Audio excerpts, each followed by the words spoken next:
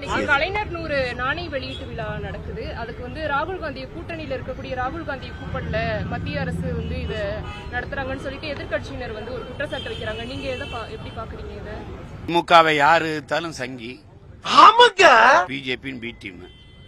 உங்களை என்ன டீம்னு சொல்றது? ஏல இருந்து இசட் வரைக்கும் பிஜேபிக்கு நீங்க தான் எல்லா டீமும். வேற ஏதாவது யாராவது சொல்ல முடியுமா மறுத்து? இதே ஆளுநரை தான் நீங்க மாத்த சொல்லி போராடினீங்க. ஆளுநர் மாளிகைக்கு இனிமே கால் வைக்க மாட்டோம், மிதிக்க மாட்டோம். நீங்க தமிழக முதல்வர் அவர்கள் போகலைன்னு நாங்க அவங்க அப்பா பேர்ல ஒரு 100 ரூபாய் காசு வெளியிட்டோன்னா போய் எதுக்கு நீ அங்க போய் கைகுலிக்கு கட்டி பிடிச்சி நின்றுட்டு இருக்கீங்க? கூச்சமே இல்ல. அவ்வளவுதான் உங்க கோபம். இந்த ஆளுநரும் அதே ஆளுநர் தானே. நீங்க மாத்த சொன்னாலும் இல்ல செலவைக்கு போட்டு வாங்கினீங்களா? வெளுத்து வெள்ளாவில் வச்சு கொண்டு வந்திருக்காங்களா? அதே ஆளுநர் தான். இது எவ்வளவு பெரிய சந்தர்ப்பவாதம். ஒருத்தரும் பேசல.